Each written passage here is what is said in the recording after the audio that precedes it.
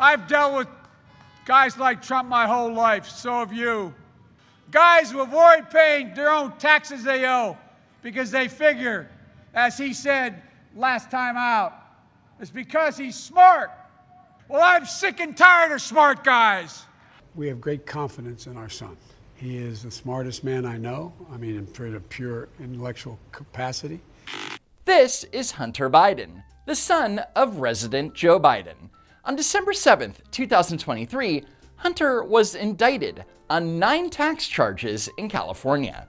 They include 2 misdemeanor charges for failing to timely file his taxes for tax years 2017 and 2018, 4 misdemeanor charges for failing to timely pay his taxes for tax years 2016, 17, 18, and 19. The most serious and consequential charges are the 3 felonies: tax evasion and filing false and fraudulent returns for year 2018. And let's not forget the 3 felony gun charges. The first 2 counts allege that Hunter Biden lied on a federal background check, claiming that he was not addicted to any stimulant, narcotic drug, or any other controlled substance, when in fact, he knew that statement was false and fictitious.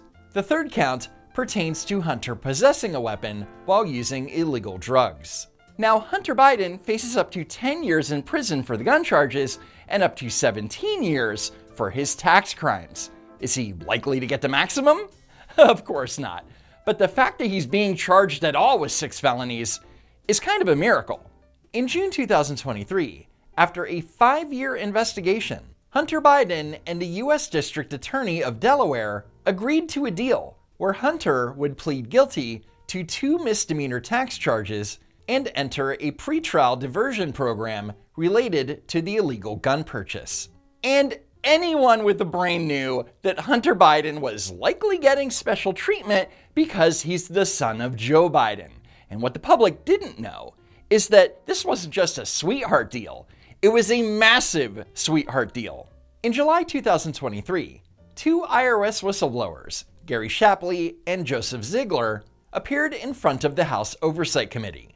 In their testimony, they recalled recommending to the DOJ that Hunter Biden be charged with 7 misdemeanor charges, including failure to timely pay in 2015, and at least 6 felonies, including filing false and fraudulent returns in 2014. Despite those recommendations, only contained 2 misdemeanor tax charges: failure to pay his 2017 and 2018 taxes on time.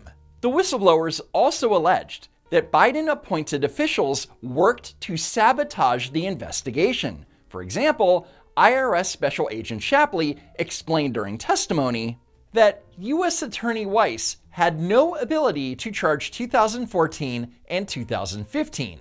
DOJ allowed the statute of limitations to expire.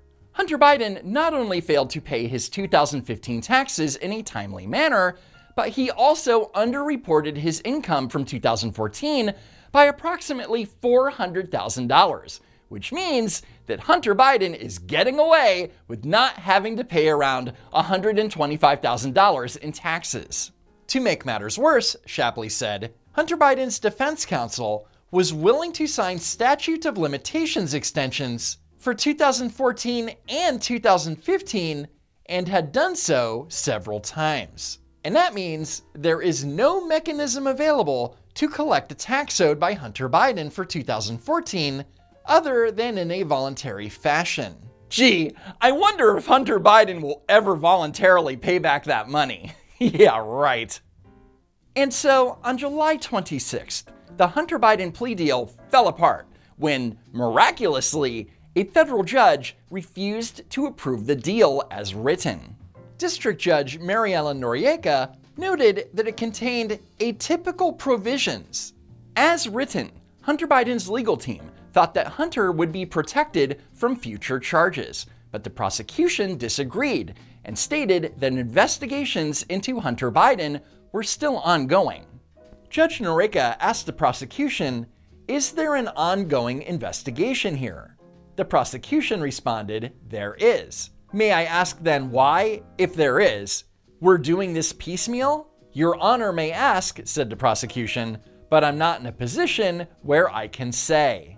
In other words, the judge was not about to say yes to immunity from past or future crimes without knowing exactly what those crimes may consist of. Judge Noriega said, "This agreement does not provide any protection against prosecution for any future conduct by Biden or by any of his affiliated businesses." And without the protection from future prosecution, Hunter Biden would not agree to plead guilty. So Hunter Biden's attorney, Chris Clark, said, "Then we'll rip it up." Hunter Biden had a chance to resolve these tax charges by pleading guilty over the summer to failing to file a return under a deal that called for no jail time.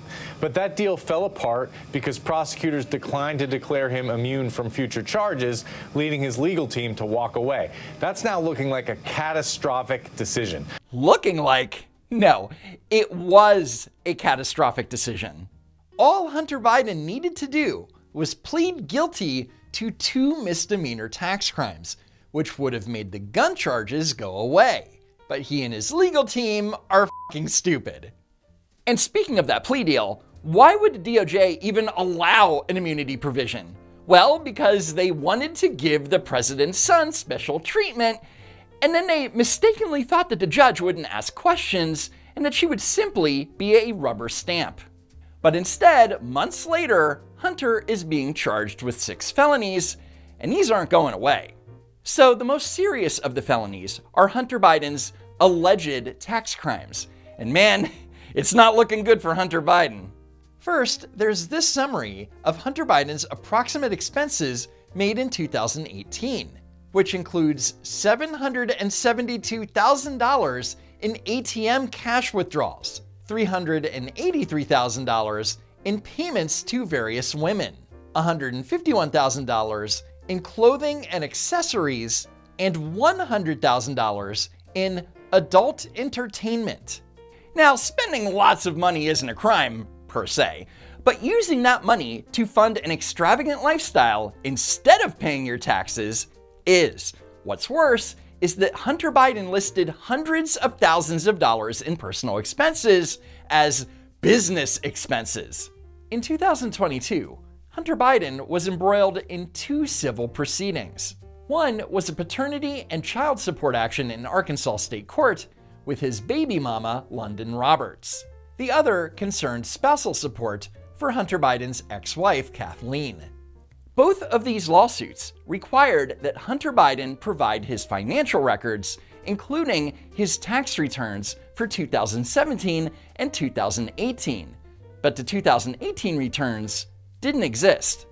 So Hunter Biden hired 2 accountants in California to prepare his 2018 returns. They took all available bank and credit card statements and sat down in person with Hunter Biden to figure out what were business expenses. The charging document states, "In working with the California accountants to prepare the returns, the defendant claimed business expenses, including approximately $388,000 in business-related travel, despite having done little to no business in that year. And by falsely claiming hundreds of thousands of dollars in business expenses, this artificially lowered Hunter Biden's tax burden." And that's strange because I was told that paying your fair share was a patriotic duty. I thought it was about making sure you did your part for your country. Since when does somebody who lives at the top of the world in a penthouse overlooking the world be in a position where he doesn't feel any obligation at all to pay any federal income tax, to support the military, to support education, to support our foreign policy? Since when is that a patriotic thing to do? So when Orange Man Bad doesn't have to pay federal income taxes because of the tax law that Joe Biden himself voted for as a senator, it's unpatriotic. But when Joe Biden's son breaks the same tax law to avoid paying his taxes, crickets.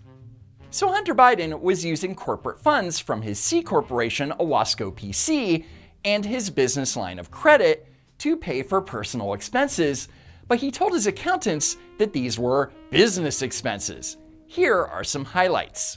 $1,700 for a stay at the Borgata in Atlantic City, New Jersey. $1,700 to rent a Lamborghini, $43,000 for a 2-month stay at the Chateau Marmont, where he was on a drug bender, $7,200 for Airbnb rentals for his then-girlfriend in Los Angeles, and nearly $9,000 for Hunter Biden's personal life insurance. I think you should be able to be a millionaire. But for God's sake, at least pay. Pay your fair share. Pay your fair share. Hunter Biden also tried to write off $30,000 in rent payments for 2 of his daughters, and identified a $30,000 payment for his daughter's law school tuition at Columbia University under professional and outside service. Seems totally legit. Hunter put 4 women, including baby mama London Roberts, on Owasco PC's payroll to the tune of $86,000. Despite being engaged in little to no business activity, Hunter Biden directed his personal assistant to place on payroll and provide healthcare benefits to 3 women for whom he had romantic or sexual relationships, and a 4th woman who was related to one of those women. So Hunter Biden was giving women tens of thousands of dollars in wages, and then wrote them off as a business expense, which again artificially reduced his tax burden. In other words, he was cheating on his taxes. Republicans may not like it, but I'm going to make sure the wealthy pay their fair share. To go after wealthy tax cheats, and go after tax cheats and make sure everybody's paying their fair share. In July 2018, Hunter Biden sent an $18,000 wire to a woman. He told his accountants that $10,000 of that money was for a golf member deposit, when in fact, at Hunter's direction, the $10,000 was used to purchase a membership in a sex club. In total, he sent approximately $50,000 to that one woman alone, and claimed that it was a business expense for consulting. Hunter also used the business line of credit to make $27,300 in payments to an online adult website. Hunter told his accountants that this fell under travel and meal expenses. Then there were payments totaling $11,500 for a 2-night stint with an escort. Hunter claimed that this was an office expense. First of all, my son's done nothing wrong. I trust him, I have faith in him, and it impacts my presidency by making me feel proud of him. I'm proud of my degenerate son. And this last one is probably my very favorite Hunter Biden business transaction. A $1,500 Venmo payment to an exotic dancer at a strip club. Hunter Biden described the payment in the Venmo transaction as for artwork. The exotic dancer, however, had not sold him any artwork. And this too was claimed as an office expense. I know you're shocked. So one defense you're surely gonna hear about is Hunter Biden was a drug addict. He wasn't in the right frame of mind. However, when Hunter sat down with his accountants, when he told them that hookers were a business expense, Hunter was reportedly sober. I'm not sure that everyone is convinced of that, including MSNBC's Katie Tur. Was he sober when he filed these returns, when he attested, finally, that all of these expenses that he listed as business expenses, these hotel stays, the health care, et cetera, was he sober when he said those were business expenses? I don't know which year you're talking about. I certainly know that he was sober when he filed for 2018 and 2020. The things that were filed were based on conversations he would have had with tax advisors and accountants and professionals. We'll stand by whether or not, okay, I can't sit here today, Katie, and tell you if there's a 25-page tax return and there's one thing on it that could have been relabeled as something else. That's not the point. People make mistakes. So super lawyer Abby Lowell just said that, maybe there's one thing on Hunter's tax return that could have been relabeled as something else. People make mistakes. Yeah, I don't think that's a defense that's gonna hold up in court. The next argument is, who cares? Hunter Biden paid back his taxes. First, let's establish the taxes were repaid, correct? They were. Maybe not by him specifically, maybe got some help, but they were repaid. Correct, and not necessarily in a timely manner either, right? It took several years for them to be paid, but as far as I understand, all of Hunter's tax liability has now been cleared. So for clarity, Hunter Biden didn't pay back his taxes. It was entertainment lawyer and Biden presidential donor Kevin Morris. Apparently, he did not know Mr. Morris very well. He's a major Democratic donor, and he came through with the tax payment, belatedly. So the $1.4 million that Hunter owed in taxes was generously paid by a Democrat donor who Hunter Biden barely knew. Nope, nothing to see here, guys. And according to the IRS whistleblowers, that $1.4 million is not a gift. It's a loan with 5% interest that Hunter Biden will supposedly pay Kevin Morris back in full by the end of 2027. Yeah, he's never seen that money again, is he? One important point about the payment of taxes, Katie, the late payment of taxes, it occurred because the investigation had started. So if you rob a bank, Katie, and you find out that the FBI is knocking on doors looking for you, and you bring the money back to the bank, not really an act of contrition. And in the spirit of that analogy, Hunter not only robbed the bank, but he couldn't return the money because he spent it all. Are people going to raise questions about why someone that Hunter Biden did not know, but who was a major Democratic Party donor, all of a sudden came up with millions of dollars to help him out of this bind and pay those back taxes? Well, of course, exactly. And it does add just more smoke to the idea that somehow a lot of money was sloshing around and somehow, it's all about because he was Biden. In fact, the attorney said he wouldn't have been charged if his name wasn't Biden. So Hunter Biden's attorney and many on the left are suggesting that Hunter Biden would have never been charged if he wasn't Joe Biden's son. However, that argument is a joke. If Hunter Biden really wanted to avoid being charged as a tax cheat, the best thing for him to have done would be not to cheat on his taxes. Fact check true. And unlike the laptop from hell, the Biden campaign won't be able to lie to the American electorate that this is Russian disinformation.